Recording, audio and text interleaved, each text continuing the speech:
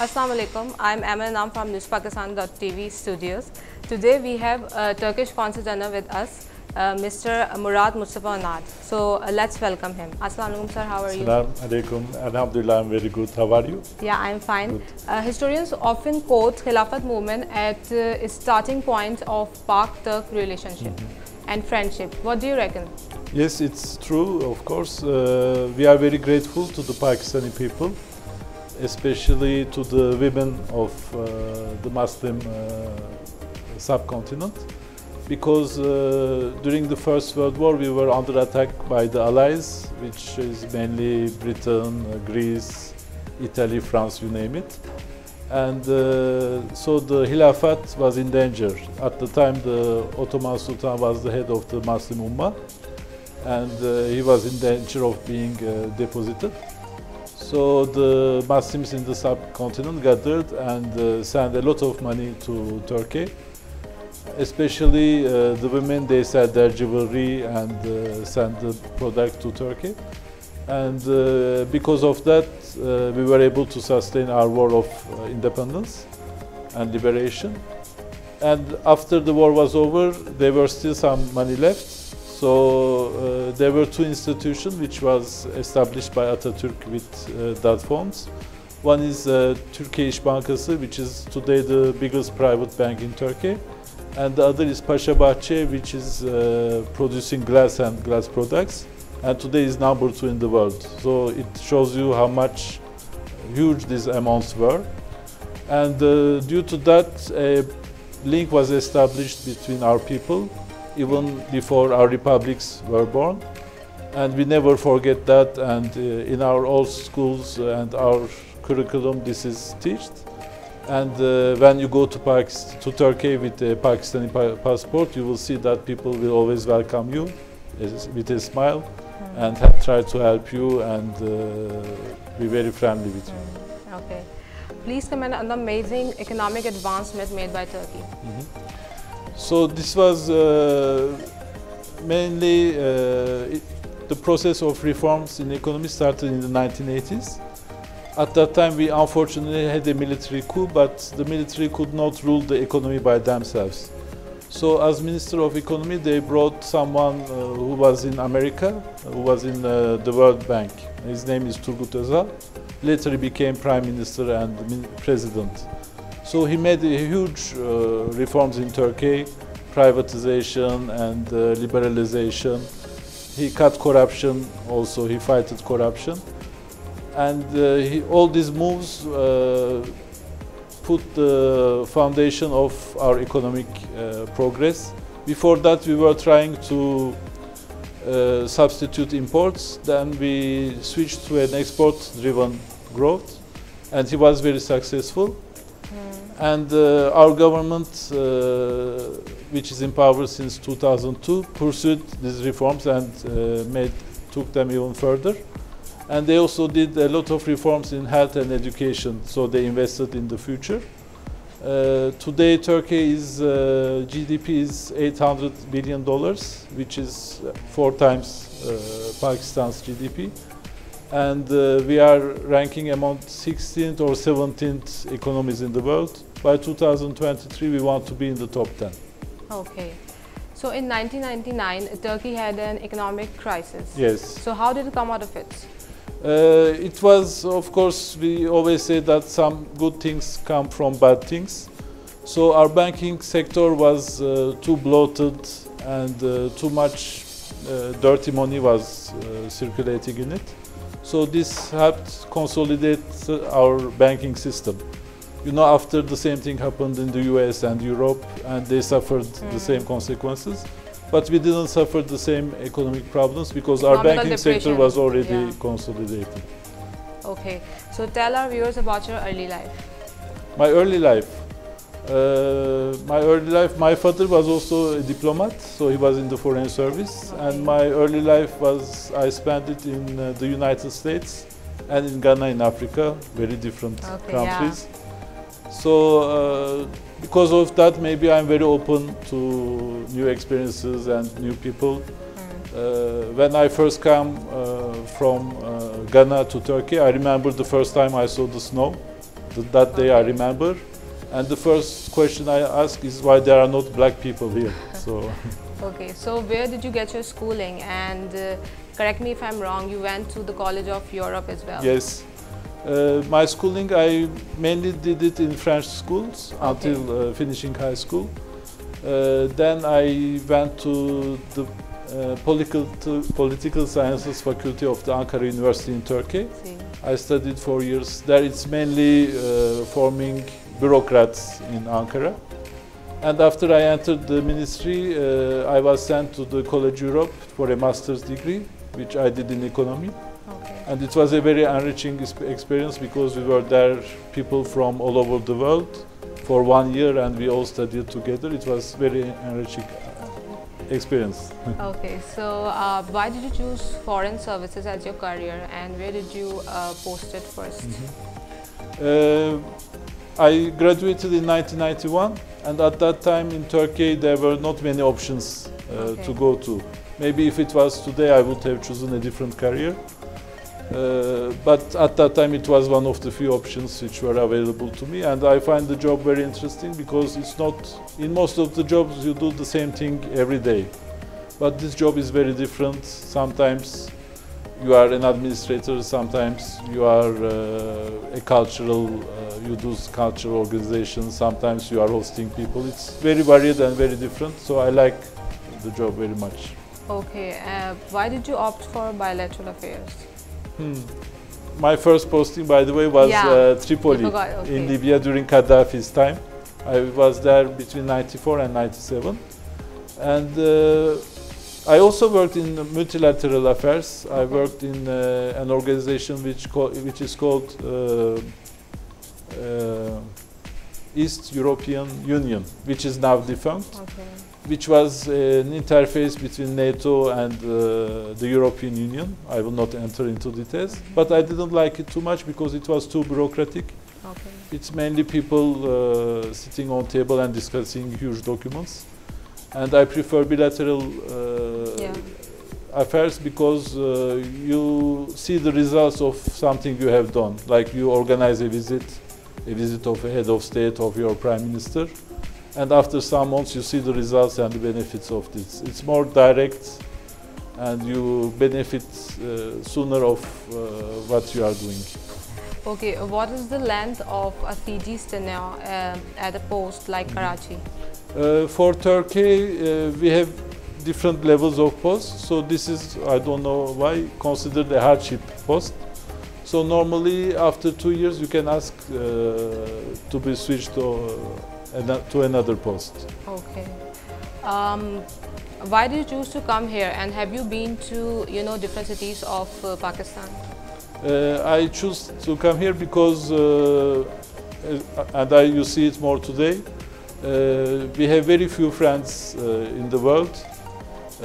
I mean, for Turkey, you can count them maybe in the number of fingers in your hand, and Pakistan is one of them. So I wanted to work on a positive agenda. So when the time came to choose, I brought Karachi because I wanted to work here. And also I came here before in 2010, before being posted here. At that time I was working in state protocol, and our president Abdullah Gül made a visit to Lahore and Islamabad, and I was in charge of the Lahore visit. And the Pakistani authorities were so helpful and kind that I say I want to come back and work in this country. Okay. I forgot the second question. Have you been to different cities of Pakistan? Yes, I have been to Lahore, Islamabad, and here in Sahwan Sharif, Tata, Mirpurkhas. I still have to go to. Very nice. Okay. Yes. Cool. I like Lahore very much, of course, because it's a historical city, and you see the times of the Mughal Empire, and I like the historical feeling you have in that city. How many Pakistanis go to Turkey? With Islamabad and soon our Lahore Consulate General will be operating also. We are issuing around 30,000 visas a year. So the number of Pakistanis going to Turkey seems very low because 30,000 is nothing for such a huge country. But also we have to remember that most of the Pakistanis also have dual passports. So some are going with their US passport or British passport, and they are not counted as Pakistanis. And also if you have a Schengen or US visa, you can get an online visa, which is not going through us. So I think the numbers are more near 100,000 yearly. Okay. Would you like to comment on the illegal immigrants from Pakistan, the people who go to Turkey in order to reach Europe? Pakistan, as you know, is one of the main sources of illegal immigrants. And mostly they go through Iran and to Turkey from a very perilous and difficult journey. And maybe you have read in the news lately that some of them were abducted and they had ransom. So some months back. Yes. Yeah. So we have those unfortunate incidents. And both Pakistani and Turkish authorities are cooperating on this. Okay. So we are trying to solve, but it will still stay as a main source of illegal immigration. Any comment on the recent visit of Turkish presidents in Pakistan? Our president and prime ministers, of course, they love Pakistan. And since they first come to power in 2002, I don't count the number of times they have visited this country, and it's reciprocated, of course. So our president came lately 2 times to Pakistan. One was in November 2016. That was a bilateral visit, and he co-chaired the meeting of the High Cooperation Council, which is basically a cabinet meeting between the 2 countries. And lately also he came in March for the Eco Summit. So that was a multilateral summit with basically Iran, Turkey, Afghanistan, Pakistan and the Central Asian countries to develop multilateral economic cooperation among us. It has been observed that both countries have been supporting each other through thick and thin. Would you like to comment on that, please? Yes.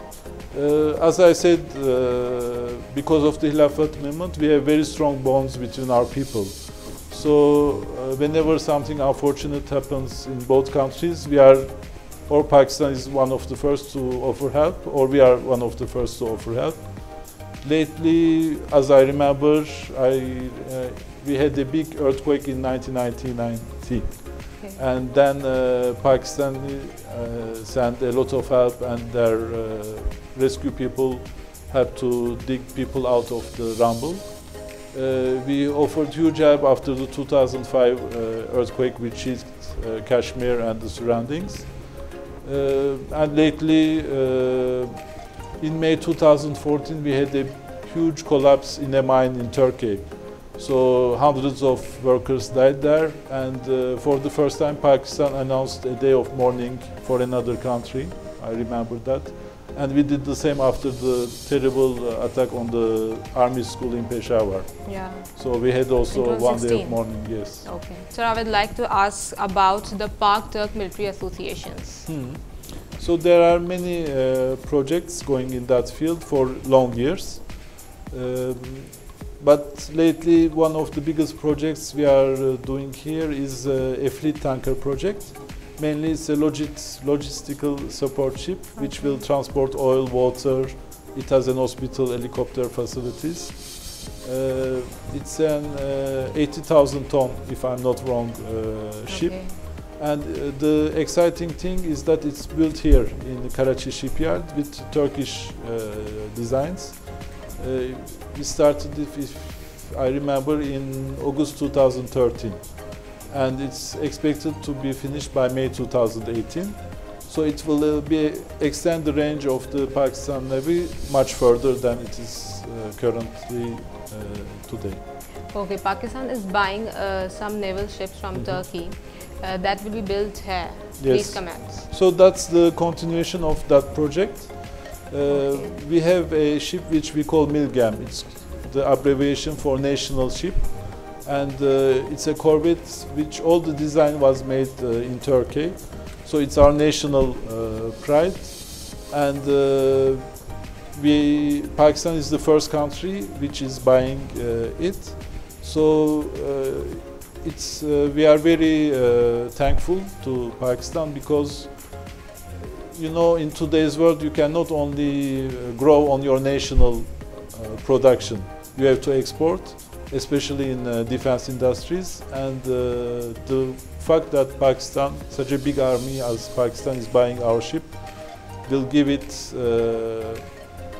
a big, how do you say, it will make a jump forward. So, as I said, we are already constructed a fleet tanker. The design is very similar. So we will construct 4 more ships, maybe even more in Karachi shipyard. And apart of this, also the same company is upgrading your submarines. So you know, it's also in the news today, Pakistan bought a lot of submarines from France. So they have come to their middle age, so they have, their electronic system have to be upgraded. And the same company is upgrading the submarines. It shows the level they are today. They are able to upgrade foreign submarines to today's technology. Is there any student exchange program going on amidst Turkey and Pakistan? Yes, there are many. The HEC, it's the Higher Education Commission in Pakistan, is sending students to Turkey. And we have a similar scholarship program in Turkey. They lately did interviews in Islamabad, Lahore and Karachi and sent a number of students there. But there are also lots of students from Pakistan who are going on private basis. There are many organizations who are sending them to Turkey because the parents are more comfortable to send their children to Turkey than to Western countries, where they found a similar culture and they are more at ease. And the children are also very happy. And the universities are very happy with the Pakistani students because their performance is very good. And their English level is also very high, so they bring a lot of things to the Turkish universities as well. Okay, what do you reckon about the Pak-Turk trade relations? One of my main duties here is to expand the trade relations and cultural relations between the two countries. Unfortunately, in the trade relations, it didn't go as well as I wished. When I came here, the bilateral trade was around $800 million. Yes, and we were targeting $2 billion in a few years. But we had to put some safeguarding duties on textile exports from Pakistan to Turkey. So after that, our bilateral trade dropped to $500 million, which is very little. And it's equal. We export the same as we import. Now we are trying to sign a free trade agreement. Pakistan is also trying to sign free trade agreements with Thailand, so it's in the same thing. And we are very positive. It should be signed this year, and that will bring a big boost to our bilateral trade. Okay. As we all know that the security issues of Pakistan are not so very well. So is this the reason that the which keeps those Turkish investors off from coming to Pakistan? Not at all. Turkish investors are very courageous. We are investing in difficult countries, in Iraq, in Somalia, in Afghanistan. So we don't have those issues of, we also believe in fate and destiny. Yeah. So, and lately lots of investment is coming here. We had huge energy investment in Jimpir in Sindh for wind projects, and the same company Zorlu Energy is investing in a solar park in Punjab. It's around 100 megawatts. Then Dowlans, which is, as you know, a big house goods producer in Pakistan, has been bought by the biggest company in that sector in Turkey, which is Arçelik. So now Dowlans is a Turkish company, and the management is very happy with the facilities here, and they will bring a lot of new technology to Dowlans. We are also very involved in military cooperation. We are doing investment in military cooperation. In furniture, we have recently another investment, so people are coming. And the reason why they were not coming before, because maybe before they didn't knew the market so well, but it's not at all to do with the law and order situation.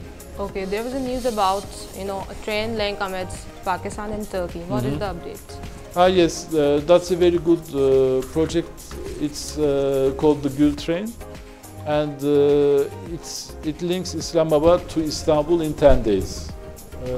If you compare by boat, it takes you 1 month to go there.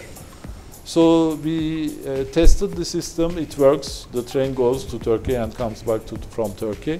The main issue is a management issue. Okay. So basically they are trying to solving it in the framework of ECO. So the FPCCI, the Turkish Chambers of Commerce, and the Iran Chamber of Commerce are trying to manage the system. It's a management issue, not a technical issue. Okay. Tell our viewers about Metrobus, etc. that have been supplied by Turkey to Pakistan. Yes. So that's a very exciting prospect also. That's for now it's working in Punjab, Rawalpindi and Islamabad. And Al Bayrak, which is the company which is operating the metro buses in Istanbul, has done this investment in Lahore. That's mainly due to the fact that Lahore is sister city with Istanbul. Okay. So the chief minister of Punjab has very good relations with the mayor of Istanbul. And whenever he visited Istanbul, he was very happy to see the services and the transport system there. So due to those links, he was able to bring the Al Bayrak system. They are also doing waste management. Okay. Earlier, Pakistan had hired a Turkish firm to upgrade its older F-16 from Block 15 configuration to Block 40. Has there been any new movement like that? Yes, those have been upgraded, and in the Air Force collaboration, I think we are going to buy some, you call them mushkak. Turkish dramas have gained remarkably, popularity in Pakistan. Is Turkey also planning to import Pakistani plays as well? That I was very lucky. It started when I came here in 2011. So basically, the first TV company which brought them was Urdu One, and the owner is normally switching, like lots of Karachi people, between Dubai and Karachi. So when he was in Dubai, he saw the popularity of the Turkish dramas, and he had the idea to dub them in Urdu and bring them here. And he was very successful. Lots of channels followed them, and it gives us a big cultural cloud. I mean, now all the people in Pakistan are watching them and learning about our history and our current life. As you said, unfortunately, it's a one-way relation, and that's not very healthy. But basically, it's a commercial enterprise. We don't have any interference in what these operations are running. Okay. But my ambassador is working for TRT, our national broadcaster, to show dramas produced by PTV. Okay, how do you predict the future of Pakistan? I'm very optimistic about the future of Pakistan. Since the 6 years I'm here, from the Karachi perspective, I saw lots of developments. Politically, economically, when you go out in the street, you see all the high rises coming up. So Pakistan, unfortunately, was set aside of all the development in Asia. But now I think the time has come and it will jump forward very soon. Okay, what would you like to say to the youth of Pakistan? Our leader Atatürk gave Turkey to the youth of Turkey. So he said, you are responsible for the future and for the continuation of our system. And it's the same here. I see lots of energy in the youth. They are coming with very good ideas. Unfortunately, now I am near my 50s, so I don't understand much of what they are talking about. But I find them very energetic, very linked to the world, very global. So I wish them to continue and make Pakistan bigger and prouder of itself. Tell our viewers about your family. My family. I married very recently. Actually, I married here in Karachi in 2014. And my wife and I, we were friends for 10 years, so it's going, alhamdulillah, very smoothly. and we have a small son. His name is Toprak, which means land. Okay. And they are switching between Turkey and Pakistan. They love here very much, and sometimes you need the support of your mother and family to raise the children. Yeah. It's not so easy. So they are switching between the two countries. That's it from the studios of NewsPakistanTV. I hope you like our program. Thank you very much. Take care. Allah Hafiz.